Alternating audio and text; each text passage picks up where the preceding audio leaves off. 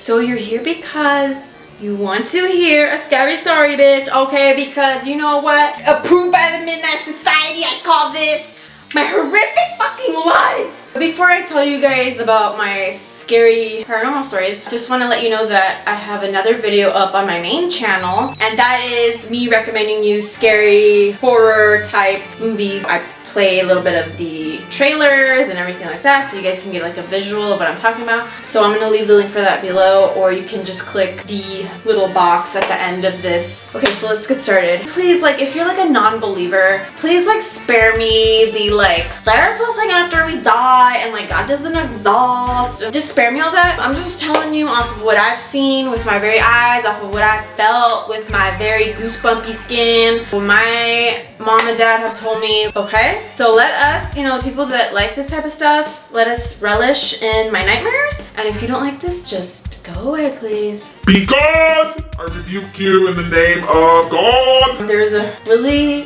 horrible accident. I basically witnessed a ton of my family members die. My aunt, who was like one of the greatest people I've ever known, she passed away in this accident, and like years later my mom has a dream, and in this dream my aunt tells her that my sister Myra is going to be extremely sick and that we should really look after her. And I've said this before, but my sister has lupus. I'm not gonna get into this, but basically her body attacks itself. Basically her kidneys don't work. She needs a kidney transplant. She has arthritis. She has a million things, a million things. But this dream took place before we even really knew what lupus was. Like, we knew that my sister was sick, but we didn't know what it was. Like, I know that sounds like crazy, but we didn't really know what it was. We just thought, oh, she has this thing, but we don't really know what it is. So she wasn't showing any like symptoms or anything. And literally a few months after my mom has this dream, my sister goes into a coma and almost dies. Like, the doctors told me she was going to be dead, and if she wasn't gonna be dead, at the very best she was gonna be a vegetable her whole life. Like, that was the best scenario. My mom dreamt that her sister told her that my sister was gonna be very ill. Like, that's crazy. Like, I know that's not like a ghost type of thing, but what the hell? Another person that died for that accident, I'm not gonna name any names or say anything, but I don't want to like delve into it, but I've mentioned being paralyzed before, and like everyone's like, oh, it's sleep paralysis. Like, y'all, shut the fuck up. Like, no, this is different. I know what sleep paralysis is because that happens to me all the time, like all the fucking time, like on a weekly basis. But this is completely different. I was having trouble sleeping, but I had like my eyes closed, and you know, it's like you do everything and try to sleep. Count sheep, like drink acid, I don't know. My eyes were closed, and all of a sudden, I can't fucking move. Don't ask me how I know this, but I knew that my cousin was in the room, and I have my eyes closed, but I can see everything. I can see my room, and I see this, what I can only describe as like Quicksilver looking stuff go like next to me like this, and then like over my legs and like my feet, and then it like crawls up. I don't know how to describe it. It's like a liquid, like a silvery liquid, crawls up to me. And I knew it was my cousin. I didn't talk because I couldn't move. In my head I was like, hey, are you okay? And he says, yes, I'm okay. And I said, I love you. And he like giggles kind of, and he goes, I love you too. And then it was over. I woke up. I was a volcanic hot mess. I ran to my mom's room. They probably thought that like freaking Ted Bundy was up in my house. Like, I don't know. Yeah, that was crazy. Oh my God, Money's here, motherfucker. All this shit's happening in the same house, by the way. I don't live in this house anymore. The next thing is, in that same room, I kept on feeling like little baby feet. I know, that's walking on my bed at night. I could feel it start walking from my feet up to like probably like here. Upon feeling these baby feet crawling on top of my corpse, I told no one, and I just kind of kept it inside of me because I don't know why. It just happened all the fucking time. It was like a bunk bed. I was like, okay, let me sleep up top. Let's see what happens. And same shit happened. I was like, sorry, I have like a freaking piece of skin. So then I said to myself, I'm gonna sleep in the living room upstairs, and the same thing happened. It like followed, man, like that movie. follows. But basically one day, like, me, Vanessa, and Myra were chit-chatting downstairs, and I don't know how we started talking about this, but I kind of was coming out of my paranormal closet. Boo. Basically, I told the whole story. I just told, and I was like, and at night, I feel like there's like, and then Myra interrupts me and goes, little feet on your bed? And I was like, shut up! That shit was like straight out of the movies. It was weird. I was like, I'm done. I'm not going in there until the priest from The Exorcist goes in there and fucking exorcises the whole motherfucking room. So I slept in the couch in the living room. But like I said, stuff kept on happening to me. But this one time, this didn't scare me whatsoever. This was not threatening. My grandpa had recently died and I kept like dreaming of him. And one night I felt a hand, like an actual hand, touch my head and then go down my neck and down my back. Cause like I sleep like on my stomach and it was just all the way down. And I just knew that it was him. It wasn't something that I was like, okay, wait, let's see who I think it is. Okay, it's not this person, it's not that person, it's not like my hamster. Like, no, it was just like this information that was plopped in my brain and I knew that it was him. It was like something just told me that it was him. Like, I just knew it. It was fact. So yeah. We decided to move. At first, I didn't feel anything there at all. A few months into it, I was sitting in my room and there was these blinds and all of a sudden I see something like black at the corner of my eye, like a black blob. And when I look over, just one of the blinds was like swinging like that. And I actually have video of that. I might still have that video. Of his character traits, when him and I were alone, his weight lifted off my shoulders. I don't know how to explain it. You know what? Maybe it's more a feeling of hope. It took me like a long time to like recover, and I was like, and then like I was like, oh my god, film it! Like I had to film it, and it was already like not swinging that much, but like when it first happened, it was like swinging like violently, just the one, and it wasn't like it was like stuck on another. You know, sometimes blinds get stuck.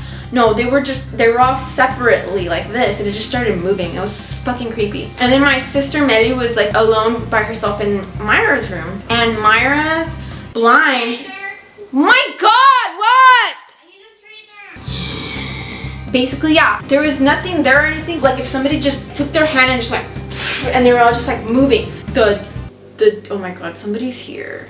Somebody is fucking here. What I'm doing right now, they're looking at me right now. He saw me talk at a camera. Oh my God. Sorry, somebody came to fix like our car. Fix other things like your life. Myra, she had no idea that the rest of our family was experiencing things, and my dad was experiencing some heavy shit, which I'll get into after this. But we didn't want to tell her because she's already ill and we didn't want to like worry her with this stuff, you know. But she kept on saying like, I don't feel right in this room. Like she said, I keep smelling smoke, like a man's like perfume and stuff like that, and nobody like smokes in the house, so it was just weird, you know. And we were just like, oh, you know, it's fine, it's probably just like the smells of the last person, you know, people who lived here, because it was a rental. Oh my God, he's right next to me, motherfucker. Sorry, it's just there's a window right there, and that's where like people go knock on the door. So yeah, Myra had no idea, and we were just like, yeah, nothing's going on, whatever. And we like never told her. We told her like when we moved to this house, but yeah, she had no idea. So one day Myra had a dream that somebody touched her like in like her back in the bathroom, in like a paranormal type of dream where it's like it was a ghost touching her or something, and she's like, oh, that was creepy, whatever. That very week, Melly gets touched in real life in that bathroom by something that I do not know and do not want to know what it was. Jesus, cleanse our family, please. So this is what was happening to my dad. He didn't want to tell us till like almost the very end, but this is a man who doesn't like really talking about things that have happened to him like paranormal wise, because it's just something that he just kind of brushes off, like, oh no, you know, he knows they're paranormal, but he doesn't really like talking about it. For him to talk about this, it was a big deal because it must have been like a huge thing. He says that he kept on seeing a little girl like peek out at him, or like one time he was like sleeping on the bed, and he said that the little girl was like peeking over the corner of the mattress. I hate children, but ghost children? The very last handful of things that happened to us in that house was, we were moving all our stuff out, and one evening my dad decides to go over there. He goes, I was there with your mom earlier today and we turned all the lights off. And if you know my mom, like, you would know that she is like a light Nazi. She turns all the lights off, like can't waste 1 cent of electricity, okay? And when we leave a house, she literally goes around the house making sure everything's off. Well, I guess they did that earlier in the day, and then when my dad went by himself, he said that some of the lights were on. Then fast forward to like a couple days later, we're still trying to move stuff out. My dad goes in there in the morning by himself. Like, why would you want to go back in there? You see a little girl looking at you. He goes and he vacuums one of the closets, and this is a closet that you can like walk into, and he tugs on the cord of the vacuum and it closes the door to the closet. It was like all dark and stuff. That all of a sudden he heard like 3 to 4 little demon kids saying, Get out of here, get out of here, get out of here. like all like aggressive. He basically soiled himself that day. He says he like was like freaking like getting stuck on the cord, and he was trying to get out, and finally he was like able to like get out, and he was like, look at me, look at my hands, they're shaking. And I was like, well, what happened? And he's like, mírame la cara, estoy pálido. He was basically like, holy shit, there is no color in my face. Like, so basically he's like, I'm gonna need basically my hand to be held for me to go back in the house. Like, I need you to hold my hand in there. And like, I'm not even kidding. Oh my god, this man is looking at me again. Whatever, bitch. Oh my god, he saw that. So yeah, the next few days I go back with him and we turn the lights off when we're done, and when we go back the lights are back on. Now it was just me and him, and we're like, okay, maybe we messed up. We start moving stuff again, and goddamn, we start getting hungry, so we're like, okay, let's go get some Burger King or something. And this time we went through every single room and we said, look, click off. And we knew all the lights were off. And so then when we come back from lunch, we go in. All the lights are on. And not only were the lights on, the blinds were open. I wish I had footage of that, because I had footage of when the lights were off and then when we came back the lights were on. But one time I had to delete all that footage because the iPhone kept running out of fucking memory. So that house is fucking cursed by demons. God, the sun is fucking setting. I'm so sorry. So the next story is like when Mara was sick in Sacramento and she had the coma and everything. Me and my mom went to this like chapel thing that's located like literally in Satan's fucking basement in the hospital. Me and my mom were like in the front, like kneeled down, like praying and stuff. And all of a sudden we hear, I can't even, goddamn. We hear this sound like a man, and he was moaning in agony right behind us. And it sounded like, I don't even know how to replicate it, but it was like a deep voice, and it was like, I swear to fucking God. My mom and I, like, this is me and this is my mom, we went at each other, and then we went exactly to where we heard it. I had never in my life ever heard like a voice. The last thing I want to share is something that happened to my mom when she was like little in Mexico, and I want to share this because like she would tell me these stories when I was little, and I swear to God, like this is the reason why I sleep curled up in a ball. Like I can't let my feet like stretch out because like I get scared. My mom has no business telling a little kid these fucking horrific stories, but her and her sisters and stuff, like she's shared with a room with her sisters. They all felt baby hands touch their feet. If that wasn't horrific enough, they had like light bulbs just hanging from the ceiling, and they would all hear like these long fingernails just like scratch the light bulb. That's fucking heinous. And then she said one time she was in the kitchen, she felt and saw like around her this giant like big shadow like behind her like that. Oh my gosh, she turned around, there was like nothing there, but she said it was like all dark and like, oh my god, horrific. And then she would always hear tapping on her wall, and over there in Mexico, like the houses are like connected, so one wall may be connected from your family to some other family. She would hear like in the kitchen like 3 knocks, and she's like, oh, you know, they're playing around, so she would knock back, and then it would knock back. She would go to the neighbor's house and be like, oh, who's like knocking, and they'd genuinely be like, what the fuck are you talking about? And she'll be like, you guys knock all the time, right? And they're like, I've never in my life knocked, not even to knock to visit somebody, no.